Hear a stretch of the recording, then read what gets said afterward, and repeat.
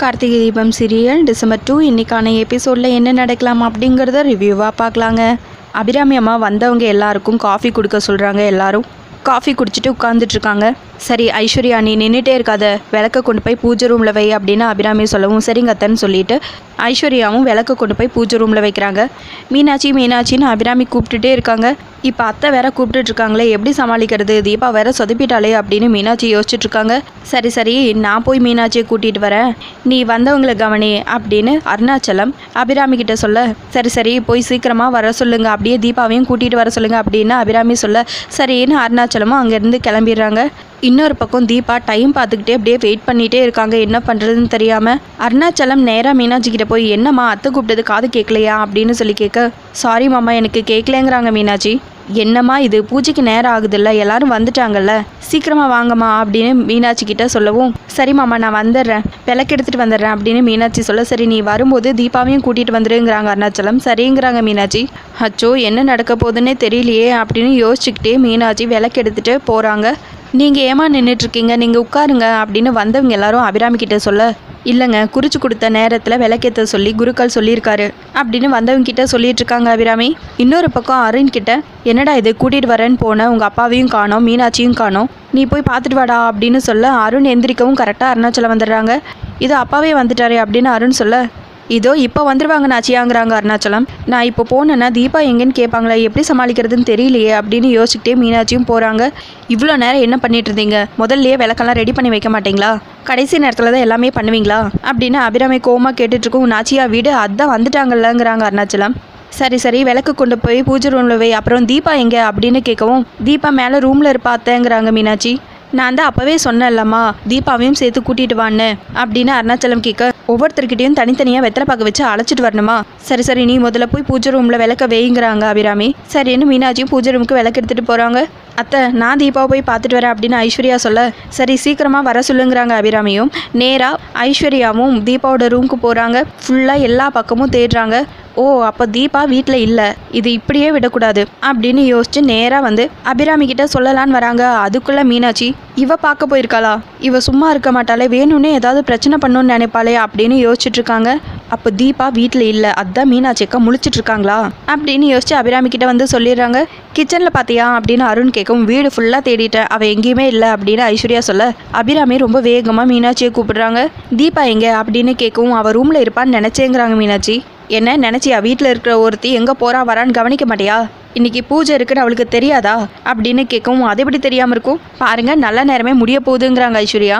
சரி மீனாட்சி தீபா எங்கே இருக்கான்னு ஃபோன் பண்ணி கேட்டு வர சொல்லு அப்படின்னு அருணாச்சலம் சொல்ல, மீனாட்சி சரின்னு சொல்லி திரும்ப, ஏய் நில்லு, நல்ல நேரமே முடிய போகுது, இதுக்கப்புறம் ஃபோன் பண்ணி அவள் எப்போ வந்து அப்படின்னு அபிராமி கேட்டுட்ருக்க. சரி சரி தீபா இல்லைன்னா என்ன, மற்ற 2 மருமகளையும் விளக்கேற்ற சொல்லுங்க அப்படின்னு வந்தவங்களில் ஒருத்தவங்க சொல்ல, அது எப்படிங்க முடியும், ஒருத்தவங்களை மட்டும் விட்டுட்டு தனியாக விளக்கேற்ற முடியாதுல்ல, அதுக்கப்புறம் அந்த குடும்பம் தனியாக விலைக்கு போயிடும்னு சொல்லுவாங்கள்ல, என்னக்கா பேசுறீங்க, ஒருத்தரை விட்டு விளக்கேற்றினா அந்த குடும்பம் தனியாக பிரிஞ்சு போயிடும்னு சொல்லுவாங்க அப்படின்னு இன்னொருத்தவங்க சொல்ல, அத்தை நல்ல நேரமே முடிஞ்சு போச்சு, இப்போ நாங்களும் விளக்கேற்ற முடியாது, இவ்வளோ ஏற்பாடு பண்ணியும் அத்தனையும் வேஸ்ட்டுங்கிற மாதிரி பண்ணிட்டாலே அப்படின்னு ஐஸ்வர்யா சொல்லிட்டு இருக்க.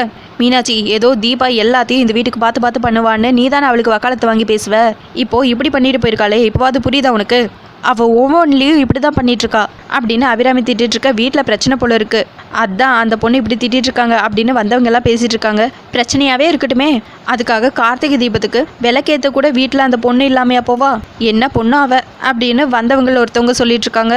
இங்கே பாருங்கம்மா, நீங்கள் எல்லாரும் கார்த்திகை தீபத்துக்காக வீட்டுக்கு வந்தது ரொம்ப சந்தோஷம், ஆனால் இன்னைக்கு பூஜை நடக்காது, நீங்கள் எதுவும் தப்பாக எடுத்துக்காமல் இங்கேருந்து கிளம்புங்க அப்படின்னு அபிராமி கையெடுத்து கும்பிட்டு சொல்ல, எங்களுக்கும் நிலமை புரியுதுமா நாங்கள் வரமா அப்படின்னு சொல்லிட்டு வந்தவங்க கிளம்பிடுறாங்க. பார்த்தீங்களா எல்லாரும் தீபா தீபான்னு தலையில் தூக்கி வச்சு ஆடினீங்கள, இப்போ எல்லாரும் முன்னாடி அவமானப்படுற மாதிரி பண்ணிட்டால, கார்த்தி வரட்டும் அவளுக்கு இருக்குது அப்படின்னு செம்ம கோவத்தில் அபிராமி நின்றுட்டுருக்காங்க. இன்னொரு பக்கம் தீபா டைமை பார்த்துட்டு நேராக ரூம்குள்ளே வந்து, சார் எவ்வளோ நேரம் தான் சார் வெயிட் பண்ணிட்டு இருக்கிறது, வீட்டில் முக்கியமான வேலை இருக்குது சார், நான் போகணும் அப்படின்னு தீபா சொல்ல, என்னம்மா நீ என்ன மீன் மார்க்கெட்டாக வந்திருக்க, வந்ததும் வாங்கிட்டு போகிறதுக்கு அப்படின்னு அவர் சொல்ல, சார் 1/2 மணி நேரத்தில் வேலை முடிஞ்சுன்னு சொன்னீங்க, ஆனால் நான் வந்து 2 மணி நேரம் ஆச்சு சார், எதுவுமே சொல்லாமல் இருக்கீங்க அப்படின்னு கேட்க, இங்கே பாருமா சீனியர் மேனேஜர் நேரத்துலேயே வந்துடுவாங்கன்னு நினச்சி தான் உனக்கு ஒரு டைம் சொன்னேன், ஆனால் அவர் இப்போ தான் மீட்டிங்கெல்லாம் முடிச்சுட்டு வந்திருக்காரு, இனிமேல் தான் ஒவ்வொரு ஃபைலாக பார்ப்பாரு, இன்னும் 1/2 மணி நேரம் 1 மணி நேரத்தில் வேலை முடிச்சிடும், நீ போய் உட்காருங்கிறாங்க. சார் வீட்டில் பூஜை இருக்குது சார், நான் அங்கே இருந்து தான் ஆகணும், கொஞ்சம் புரிஞ்சுக்கோங்க சார் அப்படின்னு சொல்லவும், சரிம்மா இந்தாம்மா உன்னோட ஃபைல், நீ வீட்டுக்கு போயிட்டு பூஜையெல்லாம் முடிச்சுட்டு நாளைக்கு நிதானமாக வா, வரும்போது மறக்காமல் ஆஃபீஸ்லேருந்து ஃபைன் கட்டுறக்கான பணத்தையும் எடுத்துகிட்டு வந்துரு, வேலையை முடிச்சுட்டு போயிடலாம் அப்படின்னு அவர் சொல்லவும், தீபா அப்படியே சைலண்ட்டாக நிற்கிறாங்க. என்னம்மா என்ன பண்ணுற, ஃபைல் எடுத்துகிட்டு போறியா, நான் என்ன பண்ணட்டும் அவர் கேட்கவும், தீபா வேறு வழியே இல்லாமல் திரும்பவும் போய் உட்காந்துடுறாங்க. லேட் ஆகிட்டே இருக்கேன், நான் என்ன பண்ணுறது, மீனாட்சி அக்காவுக்கு கால் பண்ணி கேட்போம் அப்படின்னு தீபா கால் பண்ணுறாங்க மீனாட்சிக்கு. அக்கா வந்த இடத்துல 5 நிமிஷம் 10 நிமிஷம் டைம் இழுத்துக்கிட்டே இருக்காங்க அக்கா, எனக்கு என்ன பண்ணுறதுனே தெரியல, ஏதோ வேணும்னே பண்ணுற மாதிரி தெரியுது அப்படின்னு தீபா சொல்லவும், நீ இப்போ வந்தால் கூட அத்தைக்கிட்ட ஏதாவது சொல்லி சமாளிச்சுக்கலாம், பூஜையே நின்றுச்சு அப்படின்னு மீனாட்சி சொல்ல, நான் என்ன பண்ணுறதுனே தெரியலக்கா, ஃபைலை வேற உள்ளே கொடுத்துருக்கனே அப்படின்னு தீபா சொல்லவும், நீ வேற சிஎஸ்டி ஆஃபீஸ்லேருந்து கிளம்பி வரதுக்கே 1 மணி நேரம் ஆகுமே, இப்போ என்ன பண்ணுறது, இன்னும் லேட்டானா ரொம்ப கஷ்டம் தீபா அப்படின்னு மீனாட்சி சொல்ல, நான் என்ன பண்ணுறதுன்னு ஒன்றுமே புரியாமல் தாக்கா உட்காந்துருக்கேன் அப்படின்னு தீபா சொல்லவும், நீ எவ்வளோ சீக்கிரம் வர முடியுமோ அவ்வளோ சீக்கிரம் வந்துரு, நான் ஃபோனை வைக்கிறேன் அப்படின்னு சொல்லிட்டு மீனாட்சி ஃபோனை வச்சுறாங்க. இது எல்லாத்தையும் ஐஸ்வர்யா டோர்கிட்ட நின்று கேட்டுடுறாங்க.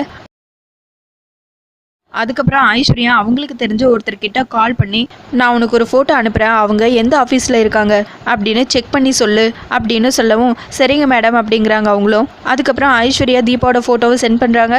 அவரும் அந்த ஃபோட்டோவை நல்லா பார்த்துட்டு ஒவ்வொரு ஆஃபீஸ்லேயும் தேடி தேடி இறங்குறாங்க. கடைசியாக தீபா போயிருக்கிற ஆஃபீஸ்லேயும் பார்க்குறாங்க. அங்கே தீபாவையும் பார்த்துட்றாங்க. அதுக்கப்புறம் ஐஸ்வர்யாவுக்கு திரும்ப கால் பண்ணி, அந்த பொண்ணு இங்கே தான் மேடம் இருக்குது அப்படின்னு சொல்லவும், சரி அவள் அங்கேயே இருக்கட்டும், நான் உடனே கிளம்பி வரேன், ஆனால் அவள் வெளியே எங்கேயும் போகாமல் பார்த்துக்கோ அப்படின்னு ஐஸ்வர்யா சொல்லவும், சரிங்கிறாங்க அவங்களும். அதுக்கப்புறம் ஃபோனை கட் பண்ணதுமே, அப்போ நீ பேகை மாட்டிட்டு வேலைக்கு தான் போயிட்டுருக்கியா, பல்லவி மேட்டரில் தான் உன்னை சிக்க வைக்க டைம் பார்த்துட்டு இருந்தேன், ஆனால் அதுக்கு முன்னாடி இப்படி ஒரு கோல்டன் ஆப்பர்ச்சுனிட்டியை கொடுத்துட்டியே, இதோ இப்போவே வரேன் அப்படின்னு தனக்கு தானே பேசிட்டு நேராக அபிராமியோட ரூமுக்கு போகிறாங்க. என்னத்தை தீபாவை பற்றி யோசிச்சுட்டு இருக்கீங்களா அப்படின்னு கேட்கவும், ஏன் அதை வச்சு ஏதாவது பிரச்சனை பண்ணலான் இருக்கியா, நீ திருந்தவே மாட்டியா அப்படின்னு கேட்கவும், நீங்கள் மட்டும் திருந்திட்டீங்களான்னு யோசிக்கிறாங்க ஐஸ்வர்யா. என்ன யோசனை அப்படின்னு கேட்கவும், ஒன்றும் இல்லை தான், நான் போகிறேன்னு கிளம்புறாங்க ஐஸ்வர்யா. ஐஸ்வர்யா நில்லு, எதுக்காக வந்த அப்படின்னு கேட்கவும், எனக்கு தெரிஞ்ச ஒரு விஷயத்த உங்ககிட்ட சொல்லலான்னு வந்தேன், ஆனால் அந்த விஷயத்த சொன்னால் எங்கே இந்த வீட்டுக்குள்ளே ஏதாவது ஒரு பிரச்சனை வந்துடுமோ அப்படின்னு பயந்துட்டு தான் இருக்காத்த அப்படின்னு ஐஸ்வர்யா சொல்ல, என்ன விஷயம்னு கேட்குறாங்க. தீபா எங்கே இருக்கான்னு எனக்கு தெரியாத, அவள் கொஞ்ச நாளாகவே காலையிலேயே கிளம்பி எங்கேயோ போயிடாத்த, ஈவினிங் தான் அவள் கிளம்பி வீட்டுக்கு வருவா, நீங்கள் அவளை பற்றி எதுவும் கண்டுக்காமல் இருக்கறனால அவளுக்கு ரொம்ப வசதியாக போச்சு, அவள் இஷ்டத்துக்கு கிளம்பி போகிறா, இதை நான் எப்போவும் உங்ககிட்ட சொல்லியிருப்பேன், ஆனால் நீங்கள் தான் என் வேலையை மட்டும் பார்த்துட்டு இருக்க சொன்னீங்க, அதனால தான் நானும் அமைதியாகவே இருந்தேன் அப்படின்னு ஐஸ்வர்யா சொல்ல, தீபா எங்கே இருக்கா அப்படின்னு கேட்கவும், டி நகர்லங்கிறாங்க ஐஸ்வர்யா. அங்கே எதுக்கு போயிருக்கா, பர்ச்சேஸ் போயிருக்காளா அப்படின்னு கேட்க, இல்லை டீட்டெயில்ஸ் தெரியல, ஆனால் அவ இருக்கிற இடம் தெரியும், வாங்கத்த நீங்கள் வந்து பார்த்துட்டு என்னன்னு கேளுங்க அப்படின்னு சொல்லவும், சரி போகலாம் வா அப்படின்னு அபிராமி அங்கேருந்து கிளம்பிடுறாங்க. ஏ தீபா தொலைஞ்சிடி நீ அப்படின்னு சொல்லிட்டு ஐஸ்வர்யாவும் பின்னாடியே போகிறாங்க. இன்னொரு பக்கம் தீபா செம்ம டென்ஷனில் இருக்காங்க. ஐஸ்வர்யா செட் பண்ண ஆள் தீபாவை நோட் பண்ணிகிட்டே இருக்காங்க. ஐஸ்வர்யா அபிராமி 2 பேரும் சேர்ந்து அந்த ஆஃபீஸ்க்கும் வந்து சேர்ந்துடுறாங்க. அத்தை இங்கே தான் இருக்கா, உள்ளே போய் பார்த்தா தெரிஞ்சிடும் அப்படின்னு சொல்லவும் 2 பேரும் அதுக்கப்புறம் உள்ளே போகிறாங்க. தீபாவையும் பார்த்துடுறாங்க. அதோட எபிசோடு முடிச்சிருக்காங்க. உங்களுக்கு இந்த வீடியோ பிடிச்சிருந்தா லைக் அண்ட் சப்ஸ்கிரைப் பண்ணி நம்ம சேனல் சப்போர்ட் பண்ணுங்கள். தேங்க்யூ.